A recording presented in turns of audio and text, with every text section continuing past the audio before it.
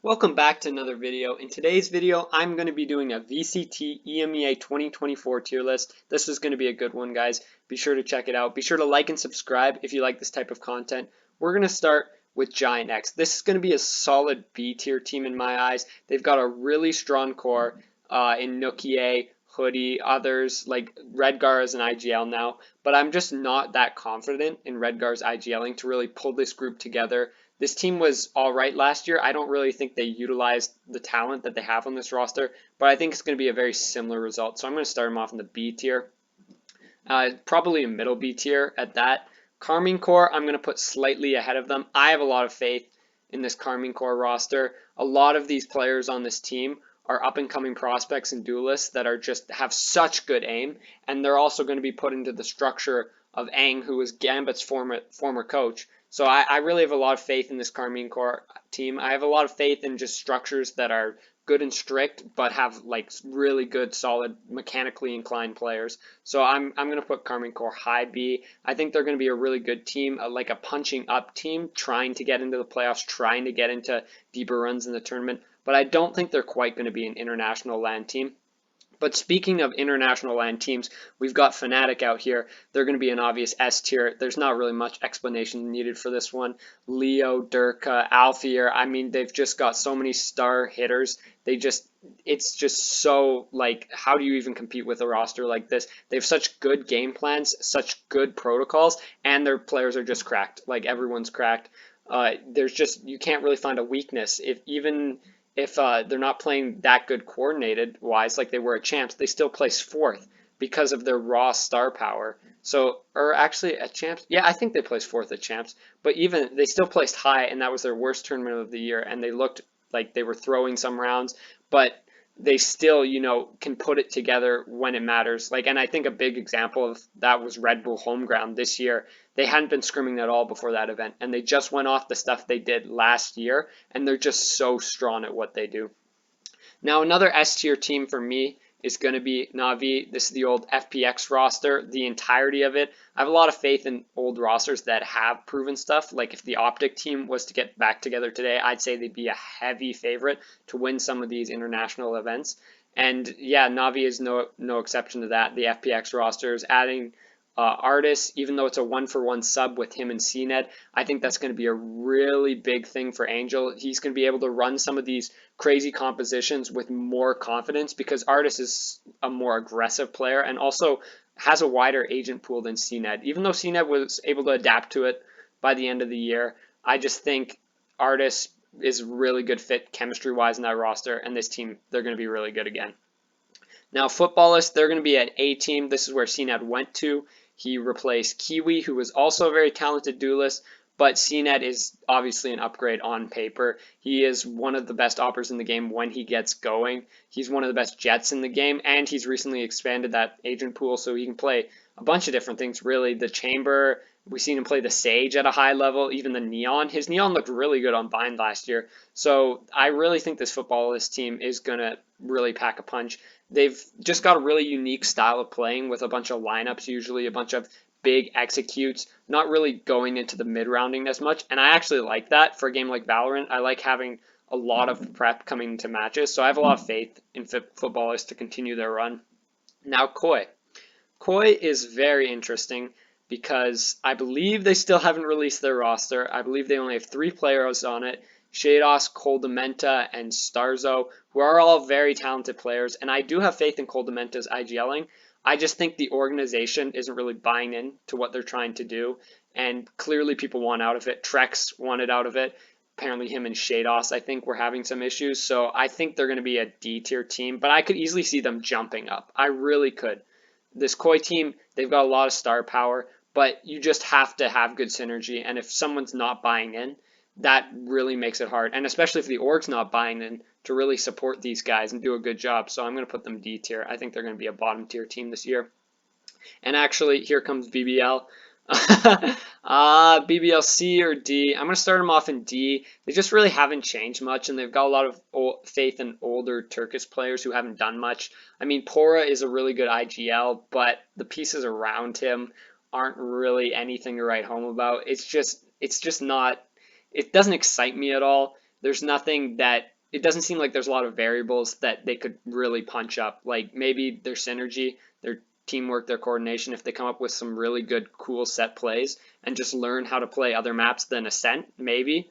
But I don't, there's nothing that really excites me about the players or the talent that's there. And this is actually the opposite for Heretics. Heretics is a team that a lot of people see as being a D tier team.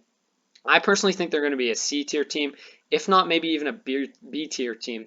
I think this team could really pack a punch. They've got Mini Boo, who is Boo's younger brother, who's also on the team, and he is insane. Boo's IGLing, I'm not too sold on it, but it's all right. And you know, they just have a lot of good like individual pieces where like that actually get me excited about the team if they put some good structure behind it and if they have a good coaching staff, a good just way about doing things, good ideology to how they approach some of these maps. I think this team could really like be a like almost a gimmicky team where they can get with a bunch of strats, they can get some wins, almost like how EG was at the like mid part of last year where they got a big win against Loud because they really anti-strat heavy. I believe this team has the potential to be somewhat like that, but I'm going to put them in C just for now. Liquid, oh, I don't know. Liquid, I love the roster. I do. I really like the Apex core. And Nats is just unbelievable. Cypher meta, you'd think they'd be an A tier team, but I'm not a fan of the structure any of Emil's teams have had in the past. He's the coach of Team Liquid. I just think they rely a lot on gun skill, and they're a little more CSy than Valorant. Whereas in Valorant, you have to have really good strats and really good like kind of set ways how you go about things instead, and good utility usage obviously, and good like ability usage. And I just think the Emil structure is just a little too like defaulty and like one dimensional. I'm gonna put him middle B. I'm gonna actually put him behind Carmine Corp. I think Carmine Corp will look better this year, but Team Liquid, they could always, you know, jump up the ranks. They're a team that could surprise. Vitality, they're going to be good as well. I think they're going to be an A tier team. I mean, Safe, I'm a big Safe believer. He's the Leaf of Emea. He can play every role, and he can IGL, and he can frag. They played him on Sentinel in their off-season tournament, which I'm not a big fan of, but they've also got so many other good skilled players on the roster. Sender's been a good IGL, and they added Trex, who in theory should be an upgrade to Destrian. However, they do have to play with Destrian for the kickoff tournament, so that's going to be interesting to see how that affects them. I think they'd be around here for like the majority of the season, but for the kickoff tournament specifically, I have to put them lower. I just think one for one a player when you're trying to implement a new player and then go back to another player is really hard to do. I think it'll help that a lot of these teams will not be in good season shape, so I think I'll leave them at low A.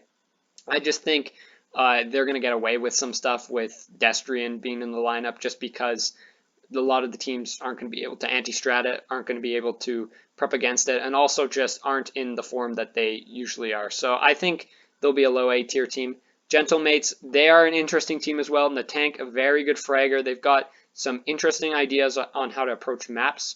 And in their Ascension run, they had some very interesting ideas on how to approach scrims as they outlined I think that they were throwing scrims to Apex or something like that. It's just, you know, I do like the anti-strat mentality and the mentality to force some of these teams to adapt and not be really prepared for you, like hiding strats. I think is very strong in this game. If you can hide what you're doing and teams expect something else because there's so much anti-stratting, you can get away with it. So I think Gentlemates have a good mindset for a league run. For the kickoff tournament, I would place them here. I don't think they're going to be too strong, but I think for league play, this team is going to get better and better as they get used to the stage, as they get used to the way franchise teams play, and I could easily see them hopping a couple of these teams. In EMEA, I'm excited for EMEA this year. Last year, I was really excited, and my hopes got let down, but this year, I think it's going to be different. We've got, first of all, two really solid rosters in Fnatic and Na'Vi. We've got Foot and Vitality, who are really strong cores and really strong players that could really pack a punch. And then we've also got Giant X and Liquid, who have really good players and have had good results in the past. And so they could they could make it. Karmine Corps, really good players, but all duelists, don't know how that's going to shape out. Gentlemate's a good Ascension team, and then a couple bottom feeders, but even Heretics, they have, they have some hope, I would say. BBL and Koi, not as much, but Koi, they don't have a roster yet, and BBL, they could be cooking something up. So I have a lot more faith that this isn't going to be as bottom heavy as we see last year, and a lot of these EMEA teams are going to adapt. Anyways, thank you for watching my VCT EMEA 2024 tier list. Be sure to like and subscribe if you like this type of content, and I'll see you guys in the next one. Bye.